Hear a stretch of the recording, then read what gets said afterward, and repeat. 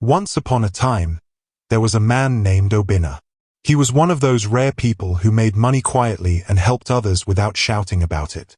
Even though he was rich, very rich, he didn't behave like the other billionaires in Lagos who loved showing off. Obinna wore simple clothes, drove himself sometimes, and always remembered people's names. The man was gentle, thoughtful, and kind. But more than anything else, Obinna believed in love. Real love. That was why, when he met Amora, he gave his whole heart without holding back. Amora was beautiful. Her smile was like sunshine, and her voice was soft and sweet like melted honey. She always knew the right things to say. From the first day they met at a charity dinner, she looked into his eyes and said, "You don't look like someone who brags. I like that." Obinna had smiled shyly and said, "I just prefer to let people talk." They started dating, and within 3 months, he was already thinking about forever. He took her on trips to Paris and South Africa. He bought her a brand new car for her birthday and even helped pay for her mother's surgery. Everyone around him said, "This girl is lucky. Obinna is gold." But what no one knew was that while Obinna was falling deeply in love, Amora was playing a different game. In public, she smiled sweetly and held his hand like a dream bride. But behind closed doors, she rolled her eyes when he wasn't looking and laughed with her friends about how soft he was. "If you love him so much, why do you sound bored?" Kayoma, her best friend, once asked. Amora had laughed and replied, "Love? Kayoma, be serious. This man is my breakthrough. I will marry him, enjoy the money, and then breathe." Kayoma had looked at her with wide eyes. "So, you don't feel anything for him?" "Feel what?" Amora had scoffed. "I feel peace when I look at his bank balance." Kayoma had turned away. She didn't like how Amora talked about Obinna. It didn't feel right, but it wasn't her business. Or so she thought. As the wedding drew closer, Obinna worked day and night to make sure everything would be perfect. He wanted a wedding that would make Amora proud. A wedding fit for a queen. He booked the biggest hall in Lagos. He flew in a live band from Ghana. He paid for her family to stay in the best hotel. Every day, he asked her if she needed anything. "Amora, are you okay with the flower colors?" "Yes, baby," she would say, smiling. "Do you want to change your dress design? I can call the designer." "No, Obinna. You're doing too much already." He believed every word, every smile, every soft thank you. But on the night before the wedding, something happened. Obinna was in his hotel room at the Wellspring Hotel, trying to rest, when he got a strange message on his phone. The number was unknown. The message said, "Your bride is in Eco Suites. She's not alone. Room 412. Obinna stared at the message. His chest began to feel heavy. At first, he thought it was a mistake. Maybe someone was trying to ruin the wedding. Maybe it was a prank. He stood up, paced around the room, and then sat down again. He didn't know what to do. Finally, he picked up his phone and called his driver. "I need you to come pick me now. We're going to Eco Suites." "Sir, is everything okay?" the driver asked. "I just want to check something." They arrived at the hotel around 11:15 p.m. The lights were still on. Obinna walked in calmly, his heart thudding in his chest. He took the elevator to the 4th floor, alone, and stood in the hallway, facing room 412. He could hear music playing softly inside. Then he heard laughter. Amora's laugh. He knew it too well. He moved closer, right to the side of the door.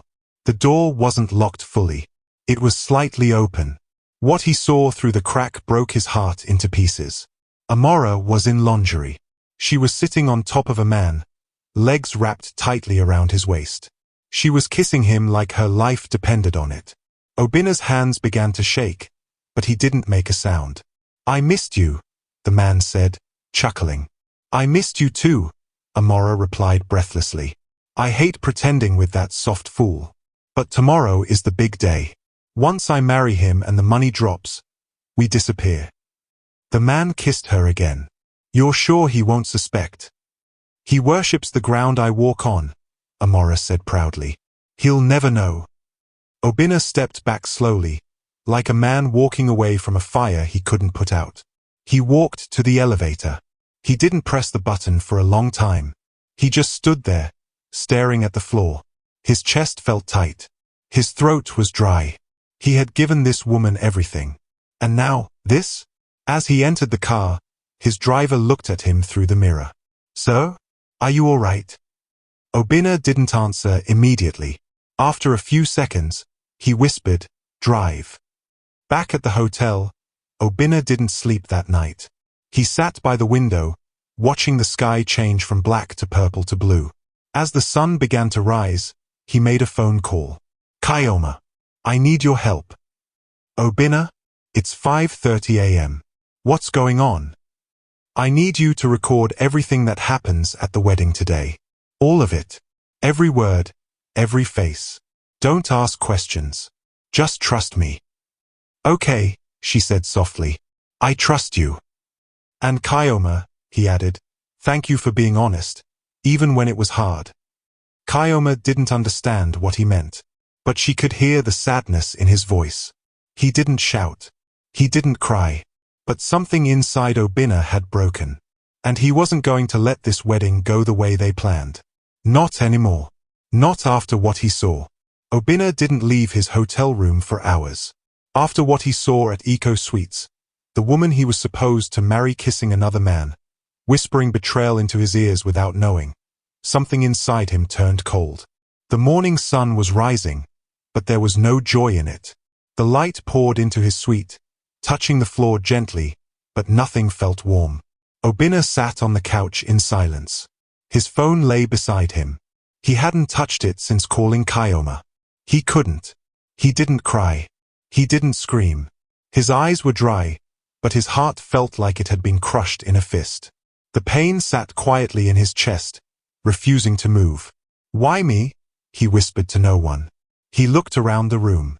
The wedding suit he had picked was still hanging by the wardrobe. His shoes were polished. The golden cufflinks with the letter O engraved on them lay on the table, waiting. Everything was perfect. Except the bride. The woman he had planned his future with had been lying to him the whole time. And worse, she wasn't even sorry. Obinna stood up slowly and walked to the mirror. His reflection stared back at him. Tired eyes, lips pressed tight, jaw stiff. He looked like a man going to war, not a wedding. His phone buzzed. He didn't want to check it, but he forced himself. It was a message from Amora. "Good morning, my king. I can't wait to become your wife today. You make me feel like the luckiest girl in the world." Obinna stared at the message for a long time. He shook his head, placed the phone down, and whispered, "No. You make me feel like the dumbest man alive." He walked to the bathroom, turned on the tap, and splashed cold water on his face. His mind was already working, slowly, but clearly. This wedding would still happen, but it would not end the way Amora thought. Obinna wasn't a violent man. He didn't believe in shouting or breaking things. But this betrayal, it couldn't go unpunished. He wouldn't walk away quietly and leave her to enjoy his name, his wealth, and play the victim in front of the world. She wanted a wedding. He would give her a wedding. And then, he would give her something to remember for the rest of her life. He picked up his phone again and dialed Kyoma. She answered immediately. "Obinna. Are you ready?" he asked quietly. "I've been up since your call," she replied. "I packed my camera. What's going on?" "I can't tell you everything yet," Obinna said. "But you'll know when the time comes. Just be ready to record." "Okay," she said. "I trust you. But Obinna, are you sure you want to go through with this wedding?" He smiled faintly, though his heart was heavy. The wedding, yes. The marriage? Never. There was a pause. Then Kyoma said gently, "I always knew she didn't deserve you." Obinna closed his eyes. "I didn't want to believe it. I thought I could love the truth out of her." "She never loved you," Kyoma said softly. "She loved what you gave her." "I know," he whispered. Then he ended the call. Downstairs in the lobby, the hotel was already buzzing. The wedding planners were moving things in and out. Delivery vans lined the parking lot. Guests were arriving. The makeup artists had come. The hair team was waiting. Photographers were setting up. It was showtime. Obinna changed into a simple white shirt and black joggers. He didn't want to wear his suit yet. He walked down to meet his best man, Chinedu. Chinedu slapped him on the back. Obi, today's the big day, my brother. Are you ready? Obinna forced a smile. I'm ready. Ah, see your face. You don't look excited at all. I didn't sleep well. Nerves? Chinedu asked, laughing. Something like that, Obinna replied. Well, you're lucky, oh. You're marrying a fine babe. Amora is class. Obinna looked at him for a moment and said, sometimes beauty hides the sharpest knives. Chinedu frowned. Wait, what does that mean?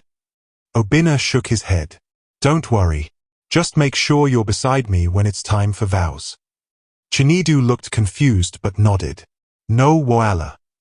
Back in her own suite, Amora was laughing with her bridesmaids. The air smelled of perfume and hairspray. Laughter echoed as girls took selfies and clinked wine glasses. Amora sat in front of the mirror, her wedding gown already halfway on. She looked perfect. Flawless skin, flawless smile. Her friend BC smiled. I still can't believe today is the day. You really made it, babe. Amora smiled proudly. From two-bedroom flat in Igbida to Mrs. Obinna Okoye. The girls screamed and clapped. Another bridesmaid asked, are you really going to go through with your plan after the wedding? Amora looked around carefully, then whispered, of course. Give me 6 months. Once his money moves into my name and I'm legally tied to him, I'll get a lawyer and walk away. They gasped. BC whispered, and Tanji. Amora gave a secret smile. He's waiting. We already looked at houses in Spain. One of the bridesmaids said nervously, but what if Obinna finds out? Amora laughed. Obinna? That man is blind. He thinks I'm heaven sent. She stood and adjusted her veil. Let's give him the best day of his life, before we take everything. Meanwhile, Obinna stood in the hallway outside the wedding hall. His heart beat slowly, like a drum waiting for war. He had spoken to the media team. He told them exactly where to set the projector, and exactly when to play the video Kioma would send soon. He looked calm. Too calm. People greeted him with hugs and smiles.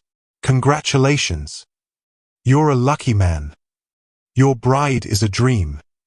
He nodded, smiled, thanked them. But inside, his chest was stone. By noon, the church hall was full. Guests sat in rows. The choir was singing softly. The priest stood at the altar. Amora's parents beamed proudly, dressed in gold and wine-colored lace. Obinna's mother wiped tears of joy from her eyes. Then the music changed. The doors opened, and Amora walked in. Her white gown glittered. Her face glowed. People gasped. Phones clicked. Cameras flashed. Obinna turned to look at her. She smiled at him, like an angel walking down from the clouds. He smiled back, but this time, his smile was hollow. As she reached the altar and took his hand, she whispered, I'm so happy, baby. He looked deep into her eyes and said, so am I. The priest began. Dearly beloved, we are gathered here to witness the union of this man and this woman in holy matrimony. The crowd listened closely. The air was full of joy and excitement. Obinna's fingers were cold, but he stood tall. Then the priest turned to him. Do you, Obinna Chijioko Koye, take this woman, Amora Yume, to be your lawfully wedded wife? The whole room held its breath. Obinna held Amora's hands and said calmly, before I answer that, I would like to show my bride a gift. The priest blinked. A gift? Yes, father. A very special one. He turned to the media team and nodded once. The lights dimmed. A projector screen came down from the ceiling. People looked around, confused. Then, the screen lit up, and the room fell silent. Amora's voice came first. Loud. Clear. I hate pretending with that soft fool. But tomorrow is the big day. Once I marry him and the money drops, we disappear. Gasps. Then laughter. He worships the ground I walk on. He'll never know. Suddenly, the video played. Amora on top of Tanji. Her arms around his neck. Their bodies close. Their faces touching. Someone screamed. Another guest dropped their phone. Amora stood frozen, her mouth open, eyes wide. Her father stood up, trembling. Amora, what is this? Her mother shouted, Jisoo, my daughter, what have you done? The guests began whispering loudly. Obinna turned back to the priest. So, to answer your question, father, no, I do not take this woman to be my wife. He faced Amora. You wanted a wedding. I gave you one, but I will not give you my name, or my soul. He dropped the mic and walked away. The church hall was no longer peaceful.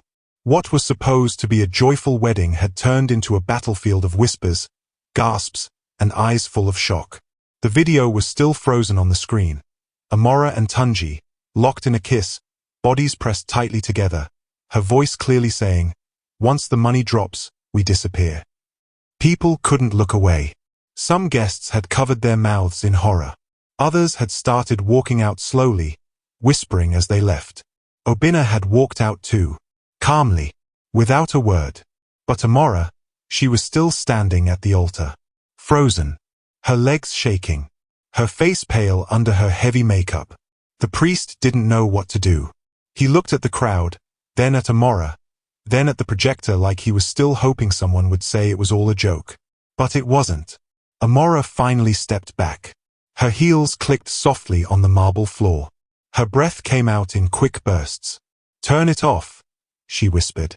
Nobody moved. I said turn it off, she shouted, louder this time.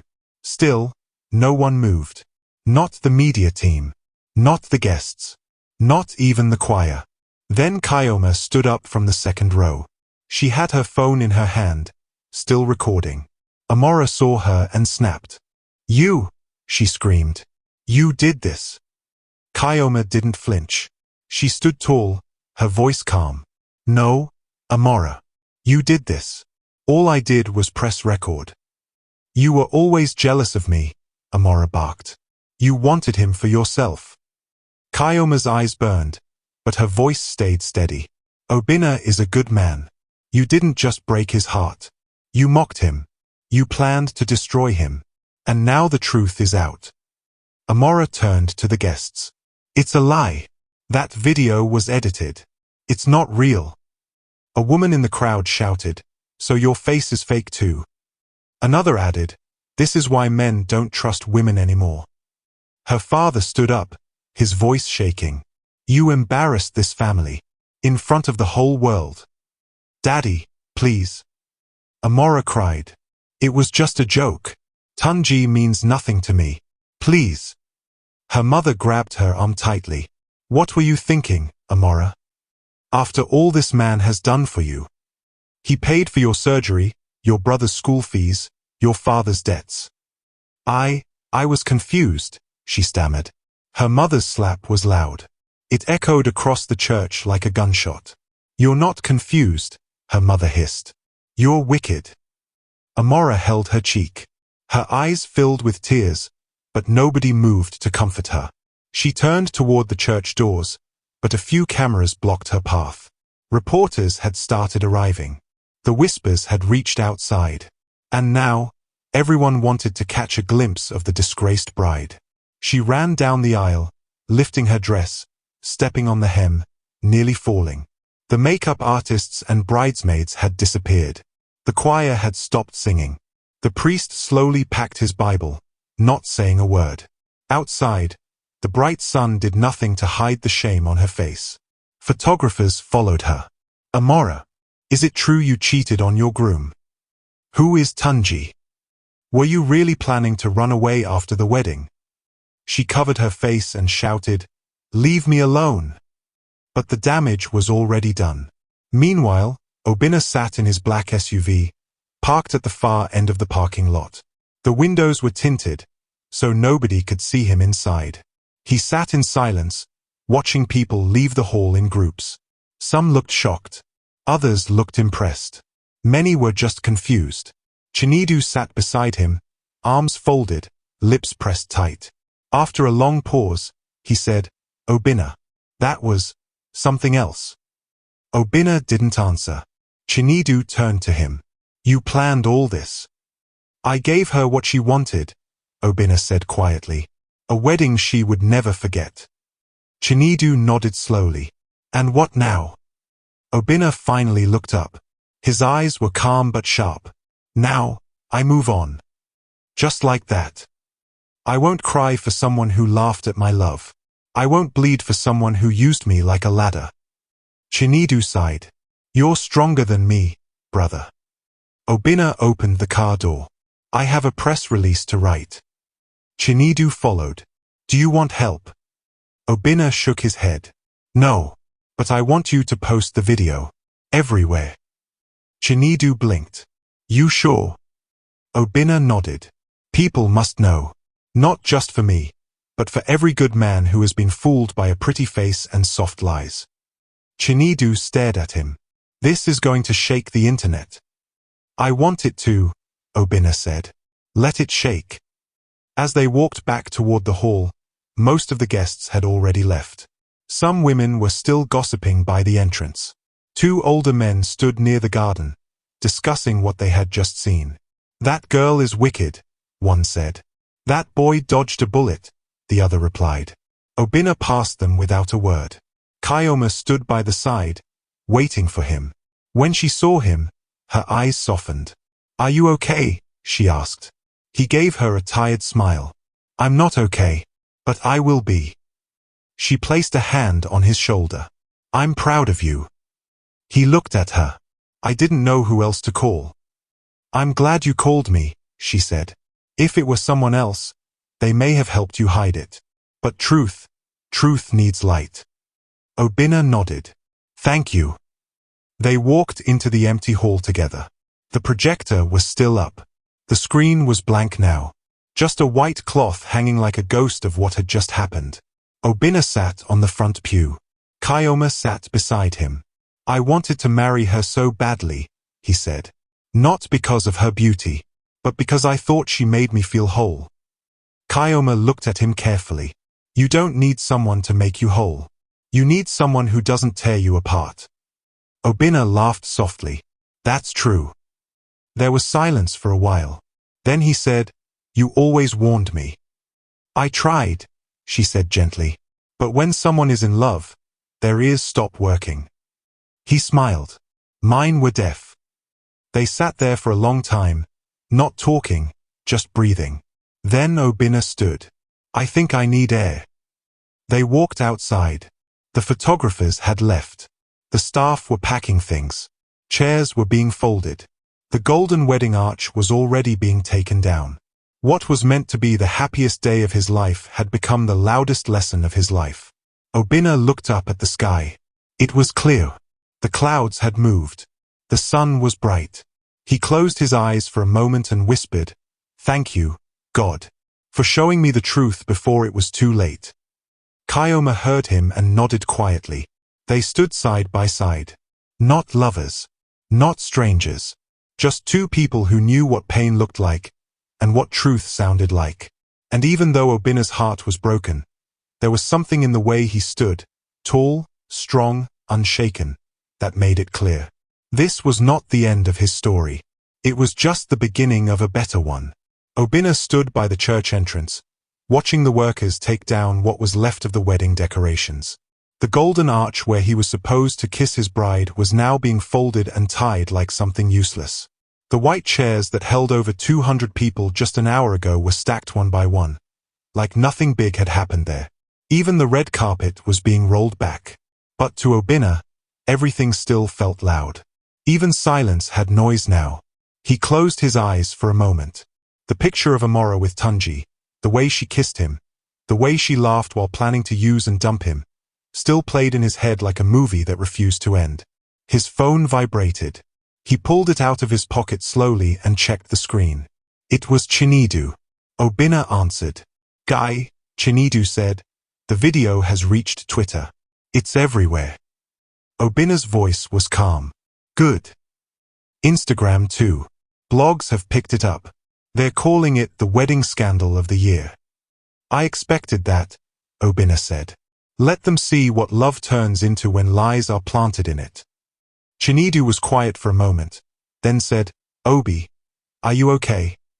I'm not okay, Obinna said, but I'm still standing. Chinedu's voice lowered. You need to rest, bro. The storm is coming. I know, Obinna replied. I'm ready for it. They ended the call. Obinna looked up and saw Kyoma walking toward him from the side of the building. She had taken off her heels and was now wearing flat slippers. Her makeup was smudged. Her hair had loosened a bit, but she looked calm, like someone who had been through fire but didn't burn. She handed him a bottle of water. You'll need it, she said quietly. Thanks, he replied, taking it. He drank slowly. She stood beside him, watching the workers continue. Everything is coming down, she said softly. It's better this way, he replied. It means I'm finally free. Kyoma nodded. Then she asked, do you think she regrets it? Obinna didn't answer immediately. He thought about Amora's face when the video played. How her hands shook. How her voice cracked as she screamed for it to stop. She regrets getting caught, he said at last. Not what she did. Kyoma sighed. You're right. A black Toyota pulled up near the church gate. Obinna and Kyoma turned to look. It was Amora's father. He stepped out slowly. His face was dark, his eyes red. His agbada, once bright and proud, now looked dull and tired. He walked toward Obinna with heavy steps. Obinna stood still. Obinna, the man said, voice low. Can I speak with you? Kyoma stepped back, giving them space. Obinna nodded. Yes, sir. The older man looked at him for a long time. I'm sorry. Deeply sorry. Obinna said nothing. I raised a daughter who shamed me, the man continued. And I don't blame you for what you did. I would have done worse. Obinna finally spoke. She made her choice. And I made mine. I want to ask, is there any way this can be fixed? Can we make this right? Obinna's eyes were calm but sharp. There's no fixing betrayal, sir. Only distance from it. The man looked down. Understood. He turned and walked back to the car slowly. Obinna watched him leave. Kyoma came back beside him. He's just as embarrassed. He should be, Obinna said. They pushed her toward money instead of values. Silence settled again between them. Then Obinna checked his phone. His inbox was full. Hundreds of messages. Missed calls. Some from family, some from friends, and many from people he didn't even know. He opened one of the messages. It was from a blogger. Hello, Mr. Obinna. I know today was difficult, but we would like to feature your story on our live show tonight. Would you be willing to speak about your experience? Obinna laughed quietly. Even bloggers want to eat from the ashes, he said. What will you do? Kyoma asked. I'll say nothing, for now. Let the video speak. Just then, his phone rang again. This time it was his mother. He answered quickly. Mama. Obinna. Her voice came through, gentle but shaky. Are you okay, my son? I'm fine, Mama. I saw the video. I know. There was a long pause. You did the right thing, she said quietly. I prayed this morning that if she wasn't meant for you, God should stop the wedding. Obinna felt his chest tighten. Then your prayer worked, Mama. He showed me who she really was. Come home, Obinna, she said. Don't stay there too long. I will, he promised. Soon. They ended the call. Kyoma looked at him. You know, after all this, people will still say you were too harsh. I don't care what they say, he replied. If a man doesn't defend his own peace, who will? She smiled faintly. Well said. Obinna looked at the almost empty compound. Only a few staff were left now. Then he said, I want to do something crazy. Kyoma raised an eyebrow. Like what? I want to donate everything. The decorations, the food, the drinks. I want to send them to an orphanage. Kyoma's eyes widened. You're serious? I was going to feed people today, he said. Why not feed the right ones? Kyoma stared at him for a long moment. Then she whispered, You're not just a good man, Obinna. You're the kind of man the world doesn't deserve. He looked at her. Softly, he replied, I just don't want this pain to go to waste. Within the hour, calls were made. Trucks were redirected. The caterers who had prepared 300 plates of jollof rice, chicken, and small chops were told to deliver them to a local orphanage in Mushin. The decorators packed the untouched gifts and sent them to a shelter. The wedding cake, 5 tiers of white and gold, was sent to a hospital for the children's ward. As news spread, people online couldn't believe it. Obinna didn't just cancel the wedding. He turned it into charity. This man is a king. Who raised him? I want to thank her. Obinna didn't check the comments. He didn't care. He was done proving anything to anyone. That night, he returned to his private house. The rooms were quiet. His suit still hung by the door. He took it down, placed it in the back of his wardrobe, and locked it. Not out of hate, but to remember what it taught him. He sat on the couch and stared at the ceiling for a while. Then he smiled faintly. She wanted to wear white to destroy me, he whispered.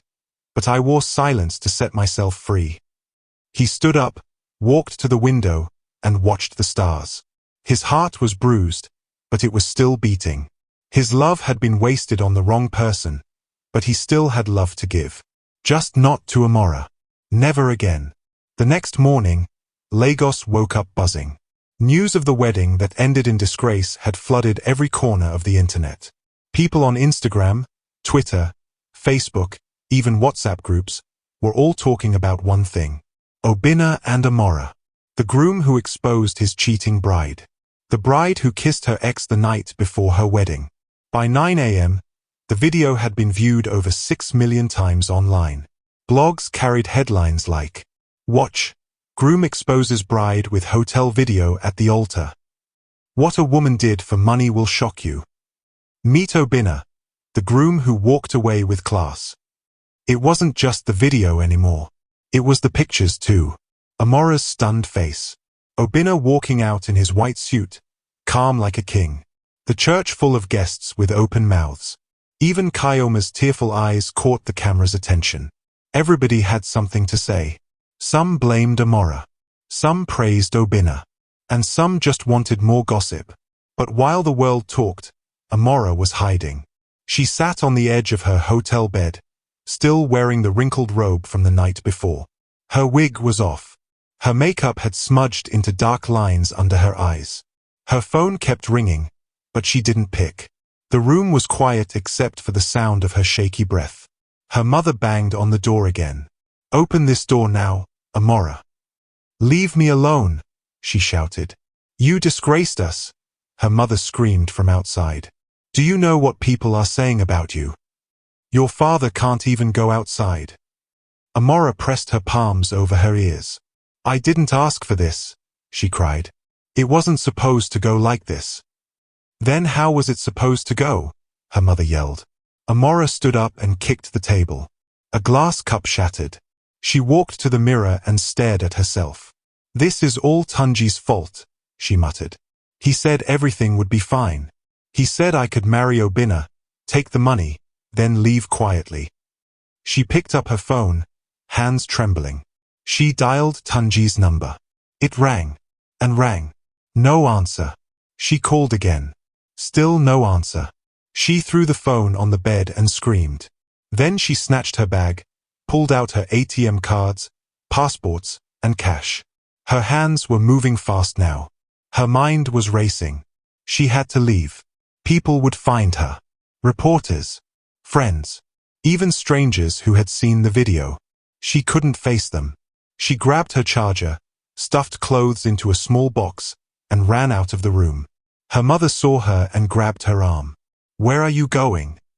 I said leave me alone. Amora. Don't walk out like this. People are downstairs. But Amora didn't stop. She pushed past her mother, ran to the elevator, and smashed the button. The door opened. She stepped in. The elevator door closed.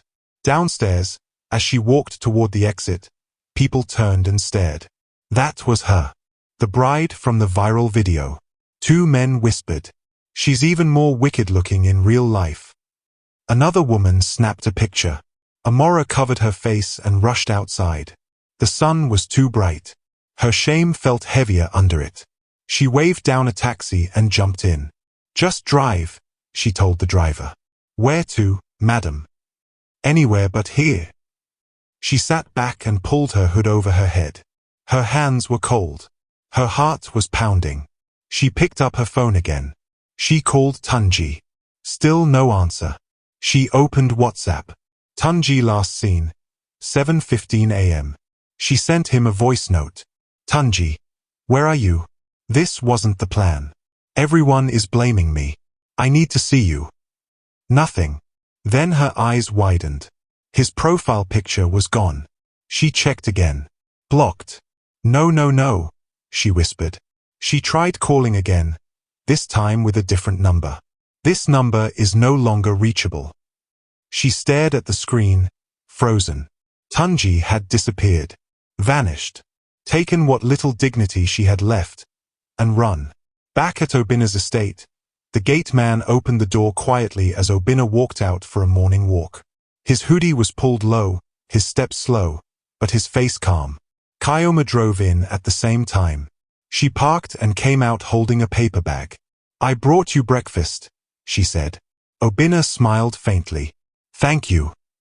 They sat on a bench in the garden and opened the pack. Jollof rice, fried plantain, and eggs. He took a bite and looked around. The birds were chirping. The flowers were fresh. The sky was blue. Everything looked normal. But inside, he was still healing. Kyoma watched him carefully. You don't have to be strong all the time, she said. I know, he replied. But if I break now, who will put me back together? She was quiet for a moment. Then she asked, have you heard anything about Tanji? Obinna shook his head. He ran. Just like I thought he would. You think he used Amora too? Obinna looked at her. They used each other. But she knew what she was doing. Kyoma nodded slowly. Some people don't deserve second chances. They barely deserved the first one, Obinna said. He leaned back. Funny thing is, I almost believed she loved me. Kyoma said nothing. Obinna turned to her. Did you ever love someone who didn't see you? She looked away. Yes. And I learned to stop looking at them. They were quiet for a long time. Then Obinna said, I want to do something. What? I want to post my own video. Not the one from the wedding. A new one. I want to tell my story with my own voice. Kyoma nodded. You should. That night, Obinna sat in his study, turned on his camera, and began to speak. The room was quiet. Just him, the chair, and his truth. He looked straight into the lens. My name is Obinna Okoye. I was supposed to get married 2 days ago. But instead of saying I do, I showed a video of betrayal. It was painful. But it was necessary. He paused. I loved someone who lied to me. She kissed another man a few hours before our wedding. She laughed about using me. And I stayed quiet until it was time to speak. He took a deep breath. Not because I was weak, but because I wanted the truth to speak louder than my anger. He stared into the camera. To every man or woman out there who has been lied to, used, or betrayed, I want you to know, walking away is not weakness. It's power. He ended the video and uploaded it. Within minutes, the video spread. People commented. Now this is how a real man handles pain.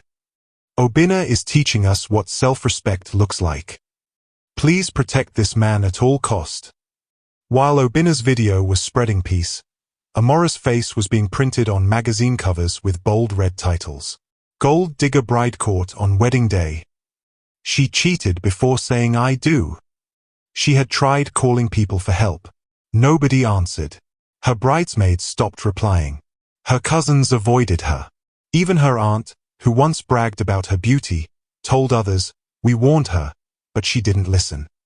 She finally found a hotel far from the city center and checked in under a different name. She sat alone in the dark room, eating plain bread and water. No lights, no music, no love, just silence and regret. But even in that silence, Amora wasn't sorry for what she did. She was only sorry that she got caught. The days that followed the ruined wedding felt like a long, slow storm. Everyone knew what happened. You didn't even need to explain. Just mention the name Obinna, and people would say, "Oh, the groom who exposed his cheating bride at the altar."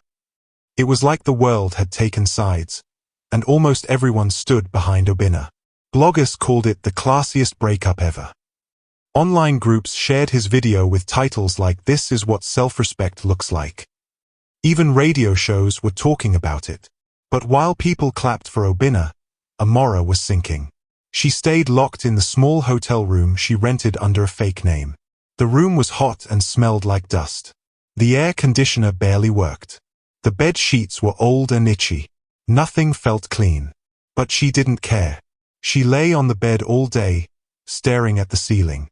No music. No calls. No makeup. No mirrors. She didn't want to see herself. Her phone battery was dead, and she didn't bother charging it. Nobody was calling anyway. Her father had told her not to come home. Her mother sent one final message. "You brought shame to all of us. I don't know how to face anyone anymore." The world was moving on, but Amora wasn't. Then, one afternoon, she left the hotel to buy bottled water from a small kiosk down the street. As she walked, two teenage girls passed her and pointed. "That's her," one whispered loudly. "The bride from the video?" the other asked. "Yes," the first one said. "The one that kissed her ex and wanted to run away after collecting the groom's money." Amora didn't wait to hear more. She dropped the water bottle, turned, and walked away quickly. That night, she sat alone on the bed and whispered to herself, "I have to disappear." She picked up her phone, charged it for the first time in days, and searched for Tanji again. Nothing. His number still didn't go through. But something made her type his name on Facebook. And what she saw made her mouth fall open. Tanji had changed his name on Facebook. He had also removed all pictures of them together. But that wasn't the worst part. He had posted a new photo, standing in front of a flashy car, holding a wine glass, with a caption that said, "New life, new wins, no distractions." Amora's fingers shook. She scrolled through the comments. People were praising him. "Boss man. You finally made it. You deserve it, bro." She felt like vomiting. She had lost everything. But Tanji had escaped like a rat, free and proud. "No," she whispered. "He used me. He made me do this. He can't walk away clean." She opened her old email. She still had voice notes, messages, pictures, even chats that showed the plan to trick Obinna. She sent them to a few gossip blogs. And by morning, the tide had turned. Breaking. The man behind the scandal, Tanji exposed as a scammer. Exclusive. Bride's ex-boyfriend advised her to marry and run. Full chats leaked. People were shocked again. Tanji's words were clear in the voice notes. "Collect the ring, collect the money, then divorce him and come to me. The man's a fool. He won't see it coming." Photos showed him counting bundles of money on hotel beds. One blog even tracked his previous arrests for fraud. Suddenly, Tanji became the villain too. His Facebook page was filled with insults now. "So you're the one who planned everything. You're a thief. Shame on you." Tanji deleted his page. But it was too late. The damage was done. Obinna sat at his dining table, sipping tea while scrolling through the latest blog posts. He saw the headlines about Tanji, the leaked chats, the comments, the insults. He didn't smile. He didn't celebrate. He just looked at the screen and whispered, "Good." Kyoma knocked on his door and walked in. She saw him sitting with his phone and asked, "Did you see it?" He nodded. "They're finally dragging Tanji too," she said. "He deserves it," Obinna replied. She sat across from him. "Amora sent the messages, didn't she?" "Who else?" he said. "She's drowning, so she's pulling him down with her." Kyoma shook her head. "At least now the world knows you were played by two people, not just one." Obinna looked up. "They can know anything they want. I've made peace with it." "You don't want justice?" Kyoma asked. "I already got it," Obinna said. "The day I walked out of that church." Kyoma was quiet for a moment, then smiled. "You're stronger than you know." Obinna leaned back. "You know what I've been thinking?" "What?" "Starting over." "With who?" "With myself." She smiled. "That's the best way to begin." He nodded. "I've been meeting with builders. I want to finish that youth center I promised last year." "You're still funding it?" "Yes," he said. "If I could plan a wedding for someone who lied to me, I can plan a future for children who believe in themselves." Kyoma smiled warmly. "You're not just a good man, Obinna. You're a good seed. Wherever they plant you, you'll grow." Obinna looked at her, really looked this time. And for the first time since the wedding, he smiled from his heart. Meanwhile, Amora sat in front of a small TV in the hotel lounge. Her hoodie covered her face. She watched as a news anchor spoke. "The man believed to have influenced the bride's betrayal has now been exposed. Sources say he's under police investigation for fraud, identity theft, and false account ownership." The video cut to an old mugshot of Tanji. Amora's heart twisted. She used to think that smile was charming. Now, it looked evil. She left the lounge and returned to her room. She stared at herself in the mirror for a long time. Her voice cracked as she whispered, "I ruined everything." She picked up her phone and stared at Obinna's name. It was still saved in her contacts. She hadn't called him since the wedding. Now, her finger hovered over the green button. She pressed it. It rang. Once. Twice. Then, "The number you have dialed is not available at the moment." Tears filled her eyes. She tried again. Same message. Obinna had blocked her. She sat on the bed and cried, not loudly, not like someone begging, just quiet tears rolling down her face. For the first time since everything happened, it finally hit her. She didn't just lose a wedding. She lost the only man who ever truly loved her. Obinna stood on the empty land where the youth center would be built. It was quiet, peaceful. Chinedu joined him with building plans in his hand. They said, "We can start foundation next week." "Perfect," Obinna replied. A group of small children played on the far end of the land. One of them ran up and said, "Uncle, are you the man from the wedding video?" Obinna looked at him and smiled. "Yes, I am." The boy said, "My mummy said you're a hero." Obinna laughed gently. "Tell your mummy I said thank you." He looked at the boy and added, "Study hard. One day you'll build something too." The boy ran back to his friends. Obinna turned to Chinedu and said, "This is what matters now. Helping people. Living with truth." Chinedu smiled. "I've never been prouder to be your friend." Obinna looked at the sky.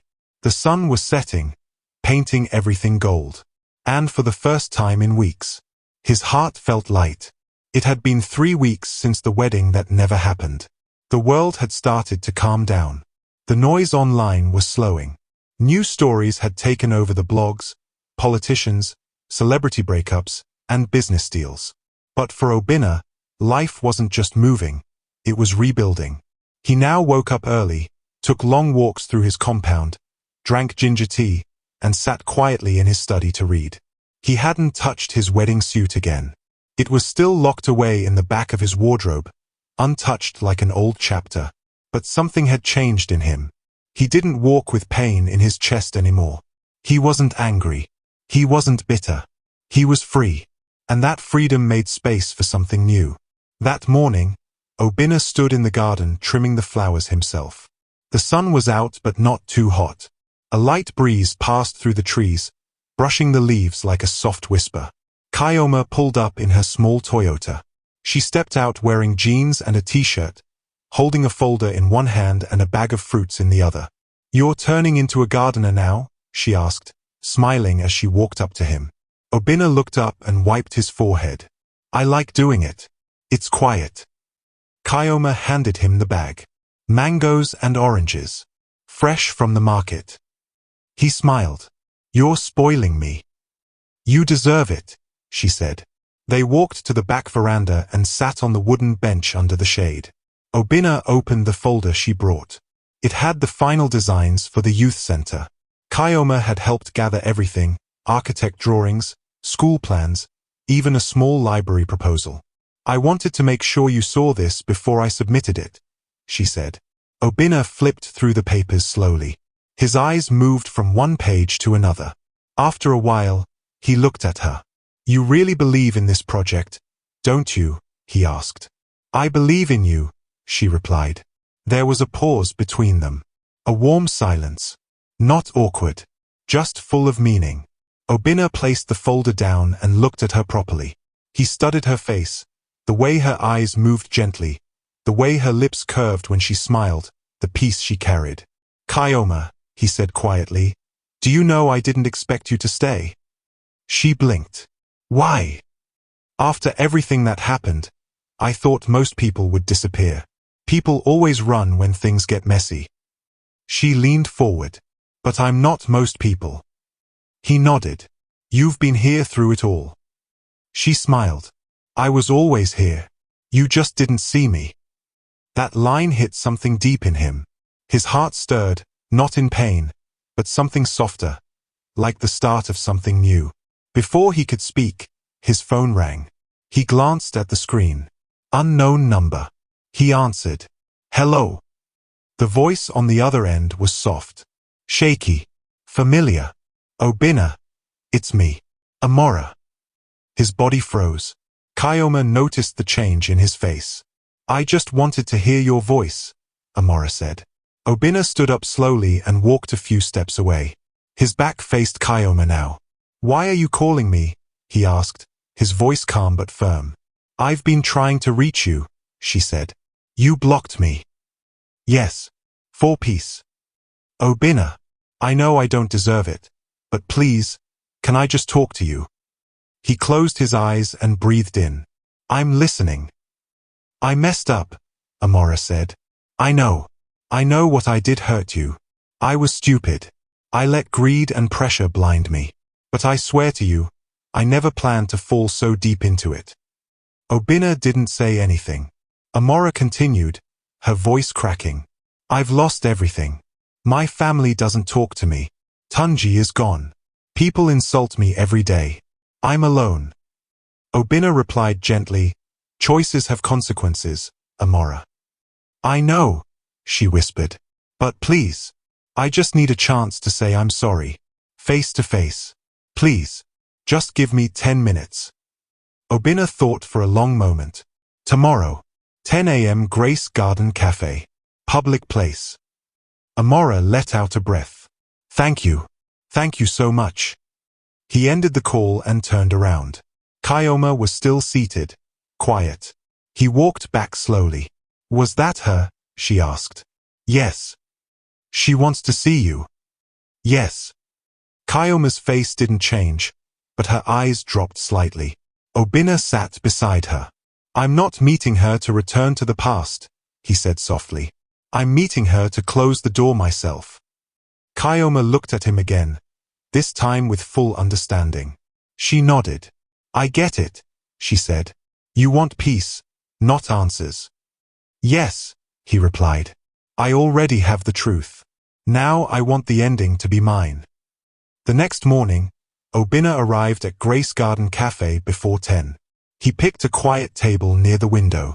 He wore a clean, simple shirt and black trousers. No fancy jewelry. Just himself.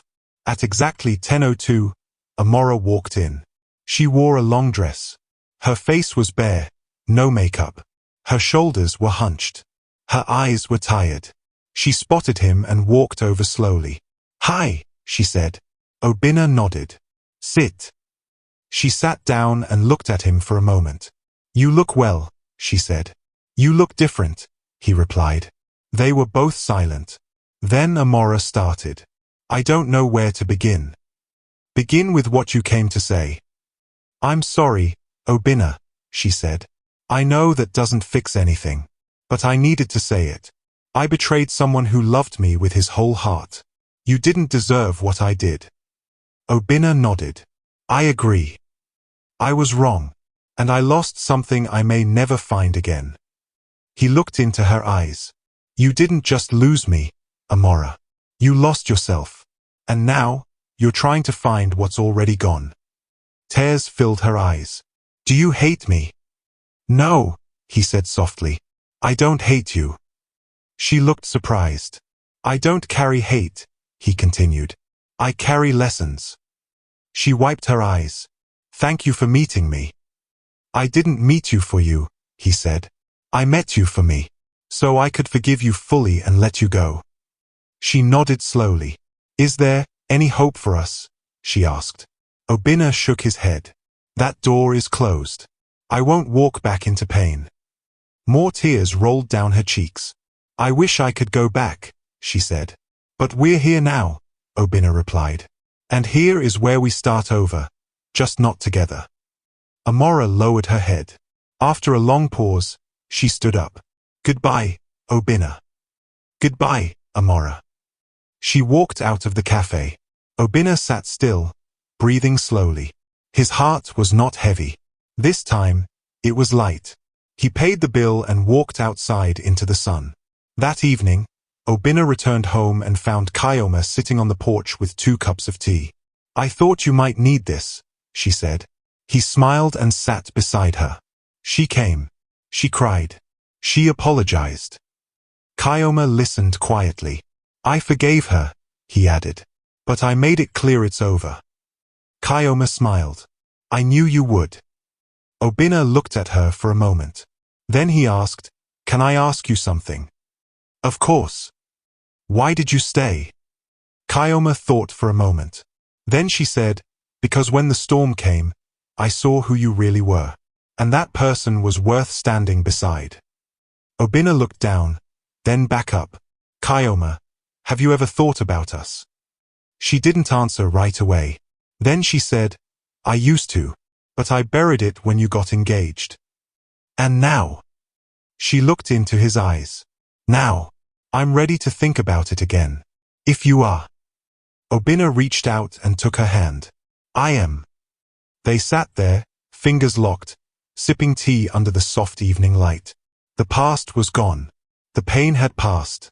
And something new was finally beginning. The sun was high over Lagos, shining gently over the city. It wasn't too hot. The weather felt calm, like something good was in the air. Obinna stood in front of the large mirror in his room, buttoning the last piece of his navy blue suit. He looked sharp. His tie matched the small gold pin on his chest. He wasn't dressing for a wedding this time. Today, he was hosting something bigger. Something that meant more than rings and vows. Today was the opening of his youth center, the same project he had been working on quietly while the world talked about his broken wedding. But it wasn't just an opening ceremony. It was a charity ball. People from all over the city were coming. Wealthy families, small business owners, teachers, even students. And standing beside him through all of it was Kyoma. She wore a long green dress that flowed behind her like soft leaves. Her hair was packed neatly, her smile was full of peace, and her eyes sparkled anytime she looked at Obinna. She didn't need makeup to shine. She had grown into someone who carried quiet beauty, inside and out. Obinna turned to her as he picked up his wristwatch. "You're sure everything is ready at the venue?" Kyoma nodded. "Everything. The guests are arriving. The press is already setting up their cameras. The DJ is testing sound. The hall looks perfect." Obinna smiled. "Thank you for holding me up." She smiled back. "Thank you for standing again after falling." They left together, driving to the event center in the black SUV. The journey was quiet, but not empty. Sometimes love doesn't need loud words. Sometimes it just needs presence. When they arrived, A crowd had already formed outside. Banners with Obinna's name and the charity's logo were everywhere. Some people clapped as they stepped out of the car. Others waved. Inside the event hall, everything was glowing. Lights lined the stage. Tables were set neatly with white cloth, gold centerpieces, and name cards. There was a soft scent of flowers and fruit in the air. Obinna walked slowly through the crowd, greeting everyone politely. His voice was steady, his eyes warm, but deep inside, he still had one thing on his mind: how far he had come. As he stood by the edge of the stage, waiting for the program to start, Kyoma walked up to him again. "You look like a man ready to own the world," she said, gently adjusting his collar. "I only want to serve it," he replied. Just then, Chinedu rushed up to them. His face looked confused. "Obinna, she's here." Obinna's face tightened. "Who?" "Amora." Kyoma blinked. "What?" Chinedu looked around nervously. "She's at the door, dressed in white. She says she wants to speak to you." Obinna stayed silent for a moment. His mind was calm, but something in his chest felt tight again. Kyoma touched his arm. "You don't have to see her." "I know," he said quietly, "but I will. One last time." He followed Chinedu to the side entrance of the hall. And there she was, Amora, dressed in white. Again. This time, not in a wedding gown.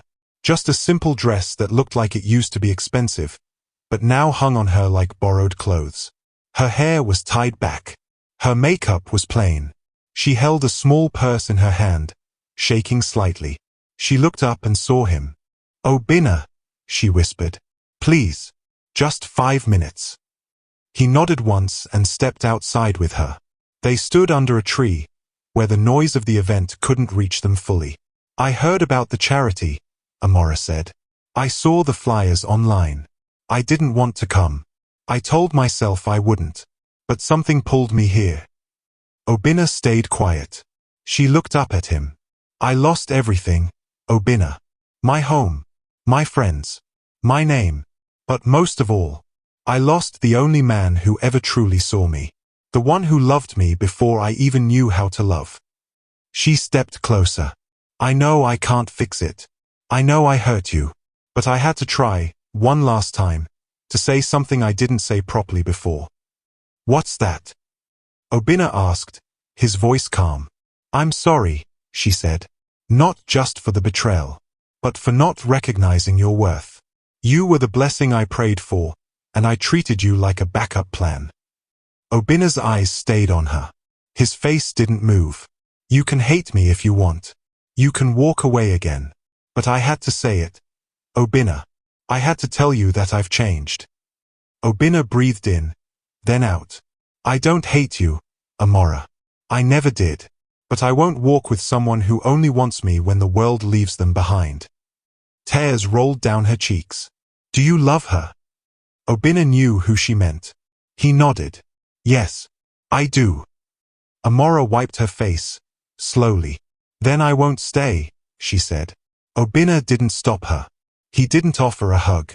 He didn't promise friendship. He just watched as she walked away into the quiet street, her white dress disappearing into the distance. He walked back into the hall. The music was soft now. The host had just announced him. "Ladies and gentlemen, please welcome the man whose strength has inspired us all, Mr. Obinna Okoye." The crowd clapped loudly as Obinna walked up the stage. He stood behind the mic, looked at everyone, then smiled. "Thank you," he said. "Thank you for being here. Not just to open this center, but to open something bigger, hope." He paused. 3 weeks ago, I thought my life was ending. But what I thought was a breakdown was really a breakthrough." People nodded, clapped lightly.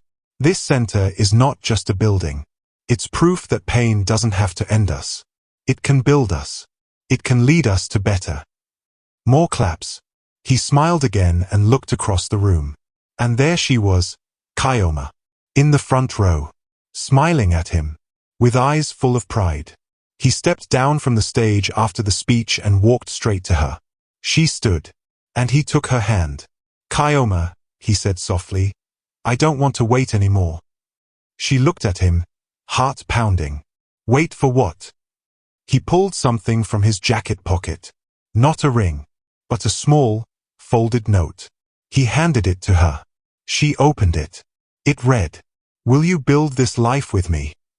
She looked up. Yes, she whispered. They hugged. And the crowd, without even knowing the full story, clapped again. Because sometimes, you don't need to know everything to feel that something true is happening. The night continued with dancing, food, laughter, and soft music. But in the middle of it all, Obinna and Kyoma stood side by side, just looking at each other. No lies, no masks, just two hearts that had waited, quietly, for the right time. And now, the right time had come.